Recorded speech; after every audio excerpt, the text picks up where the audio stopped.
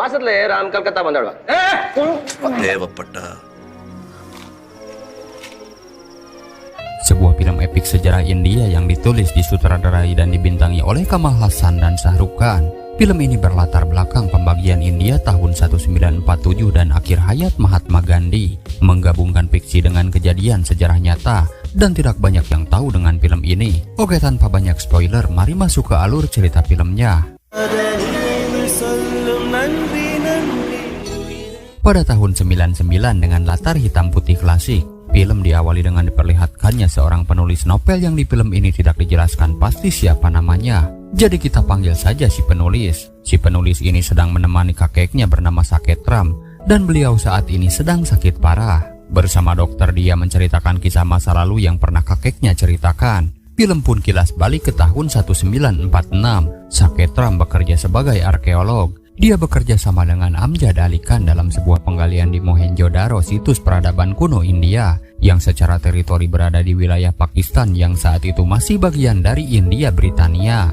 Diketahui Saketram seorang Hindu dan Amjad seorang Muslim. Mereka pun tampak akrab dan memiliki hubungan persahabatan yang erat.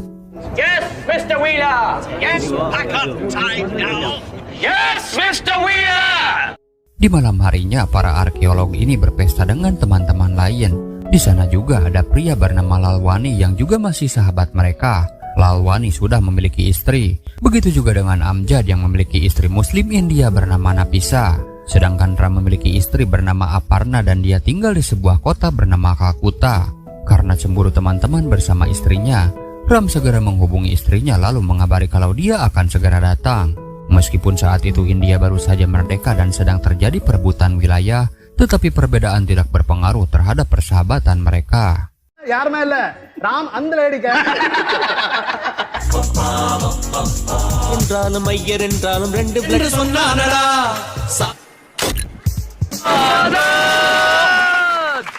Dan kisah ini berfokus kepada Saketram yang dimana dia segera pergi ke Calcutta untuk menemui istrinya. Di perjalanan dia berpapasan dengan orang-orang yang akan berdemo. Di sana juga dia bertemu dengan tetangga seorang Muslim bernama Altaf. Tetapi di situasi seperti ini Ram pun tidak peduli dan bersikap netral. Hingga sampailah dia dikontrakan dan ini dia istri Ram yang bernama Aparna. You fool. I'm sorry. Iyengar வாழ் காட்டுற பொண்ணை பயந்துட்டு கல்யாணம் பண்ணிக்கிற பையனா. Karena kerusuhan, Aparna pun jadi ketakutan. Padahal itu adalah suaminya sendiri. Dia pun marah karena Ram datang tiba-tiba. Meski begitu mereka berdua begitu harmonis dan saling mencintai. Thank you. Thank you. Ram yang lapar memutuskan untuk pergi keluar sebentar mencari makanan siap saji. Aparna pun mengatakan kalau di luar sedang kacau, banyak toko-toko yang tutup. Tetapi Ram yakin toko Hindu tetap buka. Namun saat di luar dia terkejut karena keadaan sangat sepi. Kemudian seorang wanita dikejar-kejar seorang pria. Melihat itu segera Ram pun menegurnya. Tapi ternyata dia tidak sendiri melainkan bersama kelompoknya.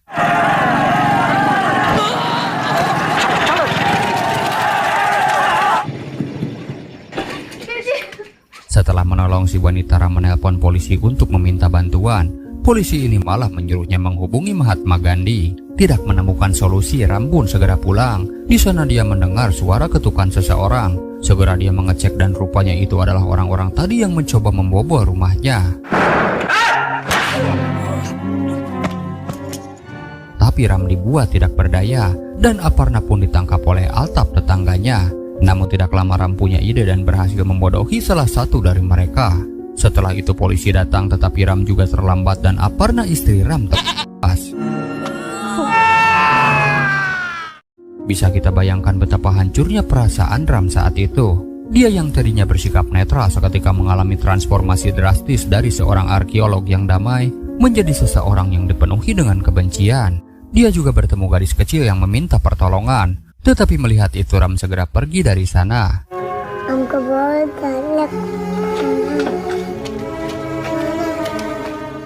Tidak lama dia bertemu dengan seorang pria Hindu bernama Abhyankar. Dan dia juga tahu apa yang baru saja Ram alami. Untuk itu Abhyankar mengajaknya bergabung. Tetapi Ram tidak peduli dan memilih segera pergi. Singkat waktu 1 tahun kemudian, penampilan Ram kini berbeda. Dia membiarkan jenggotnya tumbuh, yang mencerminkan kondisinya yang berduka penuh amarah dan semakin tenggelam. Ram bersama paman dan bibinya menuju ke suatu rumah. Rupanya mereka mencoba menjodohkan Ram dengan wanita baru, berharap pernikahan dapat membantunya melupakan masa lalu yang tragis.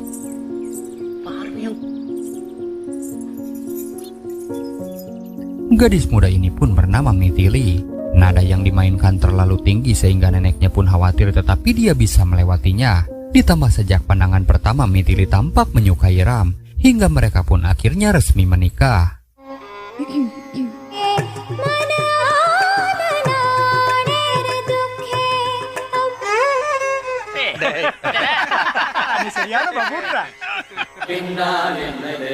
Ketika menikah, Ram berpenampilan rapi kembali dengan mencukur habis jenggotnya. Ini menandakan perubahan dalam pikirannya. Kemudian kedua pengantin baru ini masih malu-malu, dan Ram terlihat cuek sambil diam-diam membaca buku biografi Mahatma Gandhi. Saat berganti pakaian, Mithili kejatuhan cicak sehingga dia teriak-teriak. Yang hal itu membuat Ram teringat almarhum istrinya Aparna.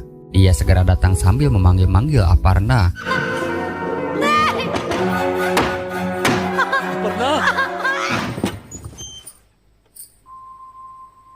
Tapi kenyataannya tidak terjadi apapun di dalam.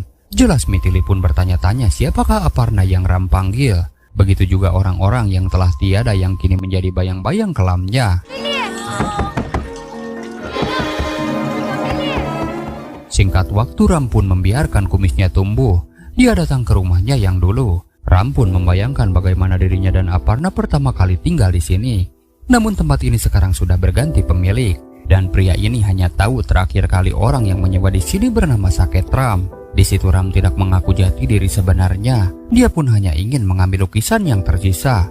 Bila perlu, dia pun akan membelinya.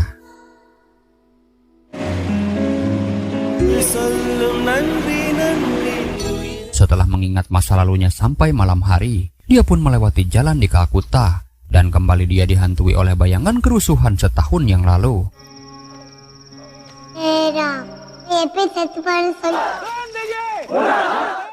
Tapi tiba-tiba rombongan orang datang hingga menyeret Ram ke rumah Perdana Menteri India. Dan disitulah Ram melihat Mahatma Gandhi untuk pertama kalinya. Dia pun menyampaikan dan menenangkan masa yang datang. Dia ingin rakyat India baik Hindu atau Muslim berhenti saling serang dan mencari solusi damai. Ram dengan berani memprotes kalau Menteri India tidak bekerja. Dia merasa bahwa pemerintah termasuk para pemimpinnya gagal melindungi rakyat. Dan apakah menteri bertanggung jawab atas peristiwa tahun lalu? Mendengar itu, menteri pun mengatakan jika dirinya bertanggung jawab. Setelah itu semua warga pun mendukung Mahatma Gandhi.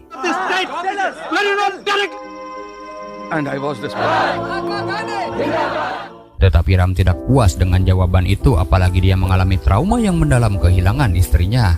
Dia ingin tindakan nyata, bukan hanya kata-kata perdamaian dan kesabaran.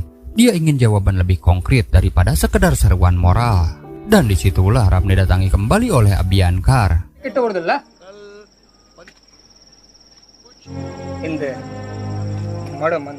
Dia mengatakan jika para pendemo adalah orang-orang yang kurang akal. Mereka mendukung tetapi tidak mengingat apa yang terjadi. Abhyankar kembali mempengaruhi Ram dan memanfaatkan kekecewaannya. Dia pun mempertegas jika penyebab penderitaan ini adalah Mahatma Gandhi.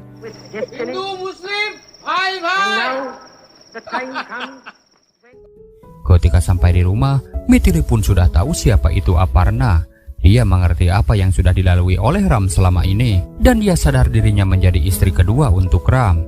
Mendengar itu, Ram menunjukkan lukisan yang dibuat Aparna, berharap Mithili bisa memaafkan karena Ram belum bisa melupakan mantan istrinya. Tidak mau kalah, Mithili pun menunjukkan lukisannya sendiri. Harapannya supaya kesedihan Ram terobati. Dan untuk pertama kalinya Mithili melihat suaminya itu tersenyum. Hingga dia pun izin hanya sekedar ingin memeluk suaminya. Dari situ Ram merasakan kembali hidup dan merasakan kembali kasih sayang.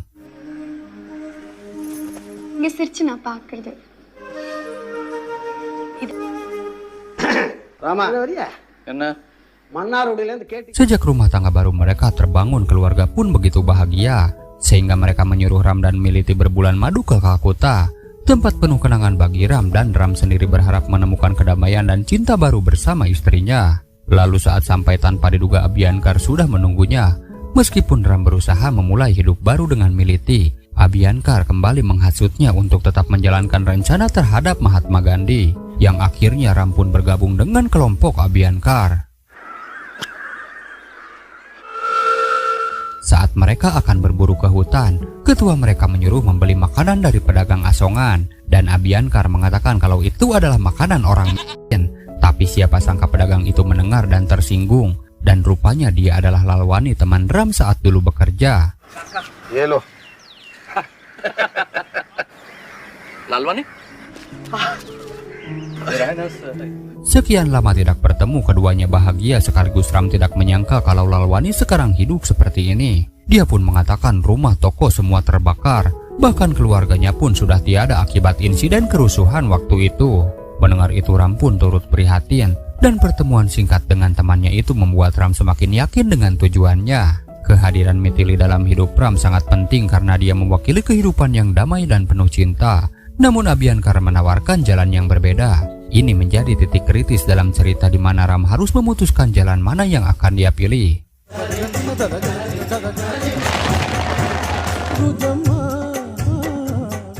Setelah dibuat tak terkendali, Ram pun kebingungan terombang-ambing di antara dua dunia.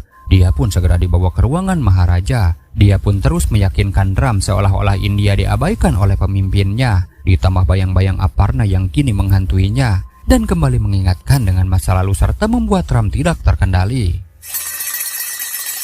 Is Vijayadashami.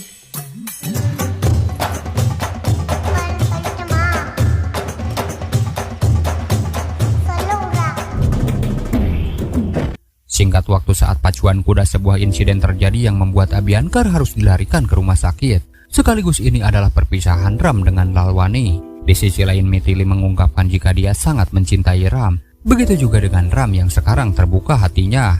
Ram mengakui jika dirinya seorang suami yang penuh beban dan dosa. Dia pun akan memberitahu kebenaran semua ini. Dan istrinya siap menerima apapun yang terjadi.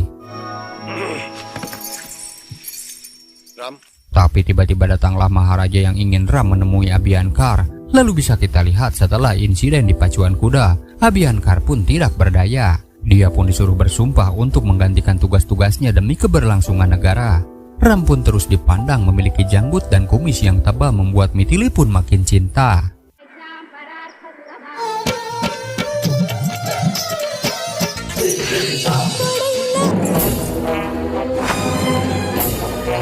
Singkat waktu keluarga Mithili dan paman serta bibi Ram juga datang. Mereka pun merayakan syukuran karena Mithili kini sedang mengandung anak pertamanya. Kemudian Ram mendapatkan surat yang memberitahu jika Abhyankar sekarang sudah tiada. Dalam surat itu Ram kembali diingatkan dengan tujuannya. Di sisi lain Ram jadi dilema. Dia pun mulai meragukan pandangan Abhyankar. Dia mungkin bertanya-tanya, apakah semua yang mereka perjuangkan benar-benar berharga? Tetapi Ram harus mencari jawabannya sendiri. Sehingga dia pun nekat meninggalkan istri dan keluarganya. Dalam surat Ram minta maaf karena telah menjadi suami yang buruk. Ram mungkin menulis pesan agar keluarga dan generasi mendatang tidak mengikuti jalan yang sama.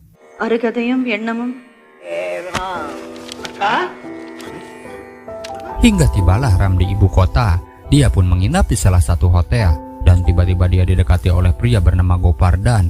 Dia mengatakan jika Ram perlu sesuatu maka tak usah sungkan untuk memanggilnya. Kemudian Ram datang ke tempat Mahatma Gandhi. Penjagaan pun begitu ketat. Dan dia mengaku sebagai fotografer. Rupanya dia tidak sendirian. Di sana juga banyak orang lain yang ingin menjatuhkan Mahatma Gandhi. Kemungkinan mereka berasal dari kelompok tertentu.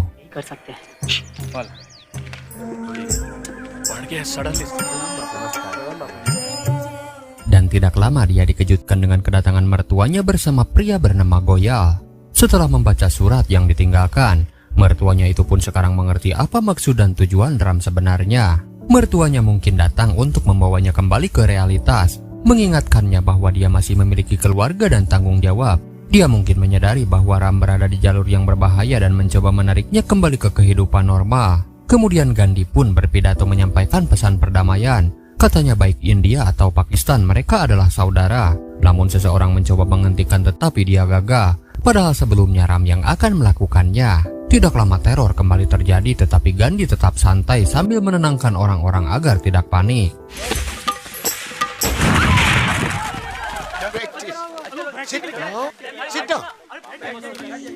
Setelah kejadian itu semua tempat pun diperiksa polisi termasuk hotel. Mengetahui hal itu Ram segera menyembunyikan senjatanya di atas tumpukan botol soda. Lalu dengan penampilannya Ram mengaku tidak bisa bahasa India. Dan beruntung polisi pun tidak curiga karena menganggapnya seorang turis. The room without our permission. Alright. Tetapi Ram terkejut karena senjata yang dia simpan di botol sudah hilang dibawa oleh truk. Teringat dengan Gopardan, dia pun minta tolong agar dibantu menemukan pabrik soda. Dan di momen ini malah mempertemukan kembali Ram dengan Amjad, sahabat lamanya.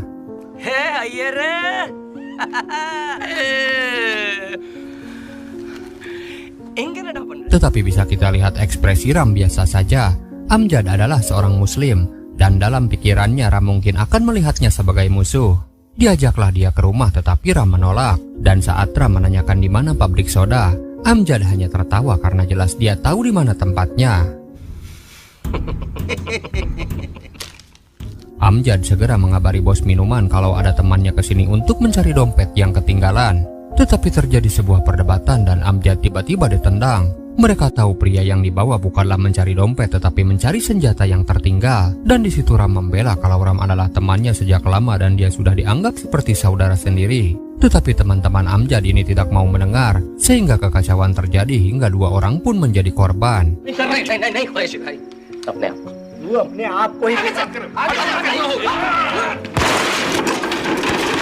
Mengetahui hal ini akan semakin buruk, Amjad pun terus melindungi Ram. Tetapi Ram mengatakan dia hanya ingin menghabisi satu orang, yaitu Gandhi.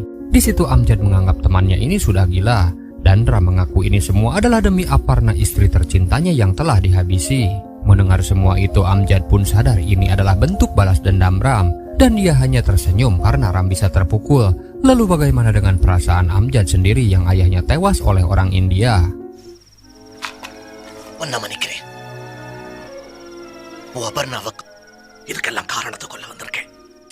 Amjad mengatakan kalau Ram tidak sendiri. Amjad berusaha menjelaskan bahwa bukan Gandhi atau agama tertentu yang bersalah, tetapi kebencian dan politik yang memecah belah rakyat. Tidak lama orang-orang India datang yang mayoritas umat Hindu. Ternyata mereka datang karena si Gopardan yang melapor. Ketua mereka pun mengatakan jika dia akan menyerang pabrik soda. Mendengar itu Amjad langsung muncul dan Ram membela jika dia adalah saudaranya. Tetapi ada saja provokator yang langsung menghajarnya. Sehingga dari situ Ram emosi karena sahabatnya terluka. Jelas ini malah menimbulkan perpecahan antar saudara.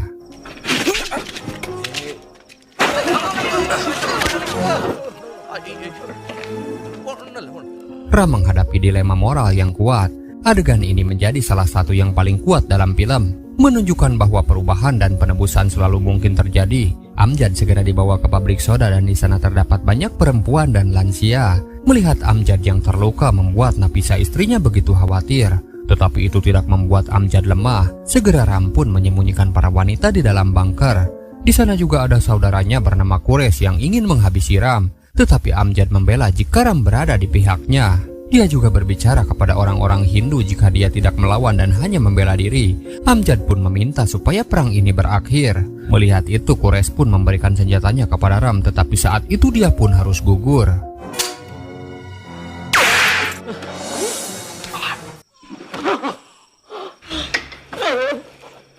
Tidak lama polisi pun datang dan Amjad pun ditandu supaya dia segera dibawa ke rumah sakit. Di rumah sakit banyak sekali orang-orang yang tidak bersalah menjadi korbannya. Salah satunya adalah Amjad yang saat ini sedang kritis. Polisi pun meminta keterangan terkait kejadian ini. Tetapi Amjad hanya mengatakan kalimat jika Ram adalah saudaranya. Lalu setelah itu Amjad pun pergi untuk selamanya meskipun dokter sudah melakukan yang terbaik. My brother.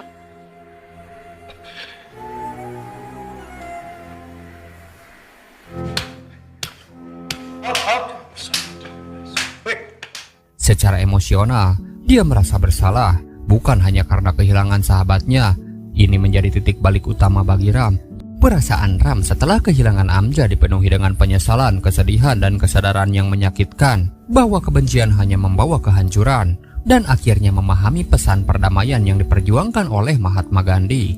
Gandhi yang penuh kebijaksanaan dan kasih sayang tidak mengecam Ram, melainkan justru memberikan penghargaan atas perubahan yang terjadi dalam dirinya. Mahatma Gandhi secara tidak langsung memuji Ram, bukan karena apa yang telah ia lakukan di masa lalu. Perubahan hati Ram adalah kemenangan nilai-nilai kemanusiaan, dan itulah yang diperjuangkan Gandhi sepanjang hidupnya. Setelah itu sebagai penebusan dosa, Ram akan mengakui di mana awalnya dia berniat menghabisi Gandhi. Dia juga memberikan senjata tetapi Gandhi menolak. Dan tiba-tiba seseorang pun langsung menghabisi Gandhi. Seketika kekacauan terjadi dan Goyal yang ada di sana langsung menghentikan masa yang mau main hakim sendiri. Di situ Ram hanya bersedih dan memungut sandal serta kacamata yang pernah Mahatma Gandhi pakai. Here in Delhi immediately. Film pun kembali ke masa sekarang di mana Saket Ram akhirnya menghembuskan napas terakhirnya. Di rumah ada Mithili dan Napisa yang sudah menjadi seorang nenek. Tidak lama pria berkacamata datang yang rupanya itu adalah cucu dari Mahatma Gandhi. Sesama cucu dari dua sosok berpengaruh. Mereka pun sering mengenang perjuangan kakek mereka di masa lalu. Foto-foto ini menjadi cara yang kuat untuk merangkum perjalanan emosional dan spiritual Ram, serta memberikan akhir yang menyentuh bagi kisahnya. Lalu film pun sudah berakhir dan salam toleransi.